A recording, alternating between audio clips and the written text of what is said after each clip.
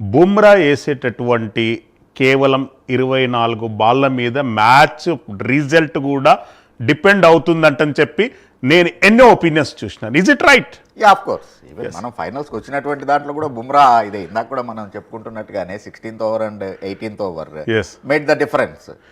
So కాబట్టి Bumrah is always dangerous. So Bumrah చేసేటువంటి ఇదే మనం ఇందాక మనం చెప్పుకున్న న్యూజిలాండ్లో 3 బౌలర్లు ఉన్నారు మనకన్నా బెటర్ అనేటువంటి చెప్పుకుంటే ఆ 3కి ఈక్వల్గా బుమ్రా ఉన్నాడు అక్కడ. మనం డెఫినెట్గా ఆ 4 overs will be the crucial. కాకపోతే వాళ్ళు కూడా దానికి తగినట్టుగానే ప్రిపేర్ అయ్యి ఉంటారు. ఇప్పుడున్నటువంటి టెక్నాలజీ డెవలప్ అయిపోయింది. ఎవ్రీ టీమ్కి కూడా సపోర్టింగ్ స్టాఫ్ చాలా ఎక్కువగా ఉంది. మోరార్లెస్ యాక్చువల్గా టీమ్ మెంబర్స్ 15 మంది ఉంటే సపోర్టింగ్ స్టాఫ్ కూడా మోరార్లెస్ అంతే మంది ఉంటున్నారు. సో వీడియో అనలిస్టులు వాళ్ళ వీడియోలు చూడటం, అది స్ట్రెంగ్త్ అండ్ వీక్నెస్ని గమనించడం ఇదంతా ఉంది. కాబట్టి they also will come with a strong plan. బుమ్రాని చాలా ఇదిగా నెగోషియేట్ చేసి డాట్ బాల్స్ అయినా పర్వాలేదు నెగోషియేట్ చేస్తూ ఎనీవే ఎటువంటి బౌలర్ అయినా కాబట్టి డెఫినెట్గా at least 1 or 2 balls loose deliveries ఉంటాయి. Batsmen will get the room. So outside off stump with అనేటువంటిది లభిస్తుంది. So they wait for that.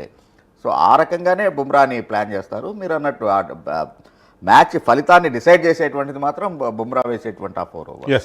Ramprasad గారు, మిడిల్ ఆర్డర్ ఫెయిల్యూర్తోని భారత్ క్రికెట్ టీము మనం చూసినటువంటి లాస్ట్ మ్యాచెస్లలో కొద్దిగా సఫర్ అవుతున్నట్టు మనకు అర్థమవుతుంది. మిడిల్ ఆర్డర్ను కొద్దిగా స్ట్రెంగ్తన్ చేయడానికి ఏమన్నా డౌన్స్ చేంజ్ చేయడం, ఏమన్నా సూర్యకుమార్ యాదవ్ గారు ఏమన్నా ఎక్స్పెరిమెంట్ చేసే అవకాశాలు ఎంతవరకు ఉన్నాయి?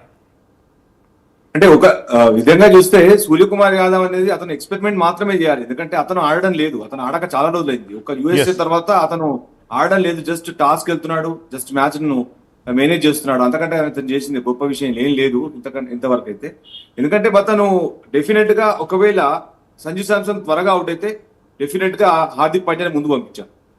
హార్దిక్ పాండ్యాకు చాలా తక్కువ బాల్స్ మాత్రమే వస్తున్నాయి. Is a more than capable batter than any Indian batter.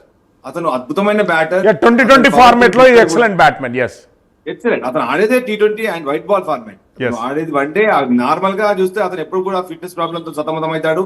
అందుకే అతని నుంచి క్యాప్టెన్సీ తీసుకొచ్చి సూర్యకుమార్ యాదవ్ అతను ఏజ్ ఎక్కువ అయినా కానీ అతను ఇంకా 1-2 ఏళ్ళు ఆడతాడో లేదో తెలియదు కానీ సూర్యకుమార్ యాదవ్ క్యాప్టెన్సీ ఇచ్చారు. సో బట్ హార్దిక్ పాండ్యా అద్భుతంగా క్యాప్టెన్సీ చేస్తున్నప్పుడు, అలాగే అతను ఆడుతున్న IPL టీమ్ కి అసలు మీకు తెలుసు అతను విజేతగా నిలిపాడు. ఆ తర్వాత అతని నుంచి క్యాప్టెన్సీ సూర్యకుమార్ యాదవ్కి ఇచ్చారు.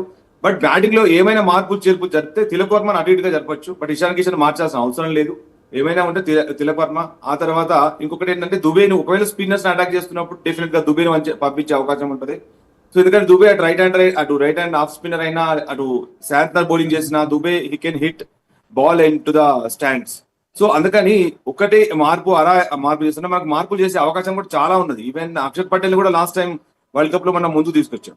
సో అంటే అక్షర్ పటేల్ కూడా ఇంతవరకు బ్యాటింగ్ అవకాశం రాలేదు. అతను కూడా బ్యాటింగ్ చేయించవచ్చు. హార్దిక్ పాండ్యా రైట్ హ్యాండర్ కనుక అతను ముఖ్యంగా ఇప్పుడు ఆఫ్ స్పిన్నర్లు ఎక్కువ అటాక్ చేస్తారు. ఎందుకంటే మన దగ్గర ఎక్కువ లెఫ్ట్ హ్యాండర్స్ ఉన్నారు. సో హార్దిక్ పాండ్యాను ముందుకు తీసుకురావచ్చు. బట్ ఏ విధంగా చూసినా బ్యాటింగ్ లో మార్పులు చేర్పులు చేయొచ్చు. బట్ సూర్యకుమార్ యాదవ్ ఇంతవరకు రాణించని పక్షం లోపల డెఫినెట్ గా సూర్యకుమార్ ఈ మ్యాచ్ లో రాణించాలి.